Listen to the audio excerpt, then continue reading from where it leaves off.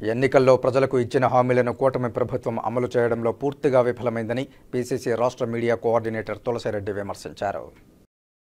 నూతనంగా ఎన్నికైన డీసీసీ అధ్యక్షుడు పోటుగారి భాస్కర్తో పాటు జిల్లా నూతన కార్యవర్గాన్ని చిత్తూరు ప్రెస్ క్లబ్లో సన్మానించి అభినందించారు.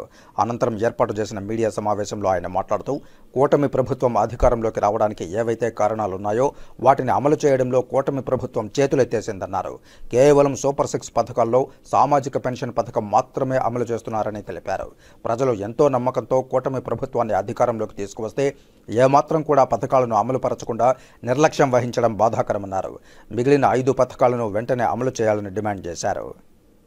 టీడీపీ కూటమి అధికారంలోకి వచ్చేదానికి అనేక కారణాలు ఉన్నప్పటికీ ప్రధానమైన కారణం టీడీపీ కూటమి ప్రకటించినటువంటి సూపర్ 6 పథకాలు. ఇది ప్రధాన కారణం. వైకాపా ప్రభుత్వ వైఫల్యాలతో పాటు టీడీపీ ప్రకటించినటువంటి సూపర్ 6 పథకాలు గత ఎన్నికల్లో బాగా ప్రభావితం చేశాయి.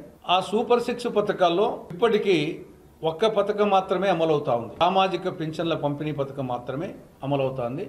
దాదాపు 3 నెలలు కావస్తా ఉంది. కాబట్టి సామాజిక పింఛన్ల పంపిణీ పథకం సక్రమంగా సమర్థవంతంగా మీరు చెప్పిన విధంగా ప్రతి నెల 1వ తేదీనే వాళ్ళ ఇంటి వద్దనే ఇస్తా ఉన్నందులకు పార్టీ ప్రభుత్వాన్ని వచ్చేసి కాంగ్రెస్ పార్టీ అభినందిస్తా ఉంది. కానీ మిగతా 5 హామీల మాట ఇప్పటికే 3 నెలలు అవుతా ఉంది. మిగతా 5 హామీలు ఉన్నాయి.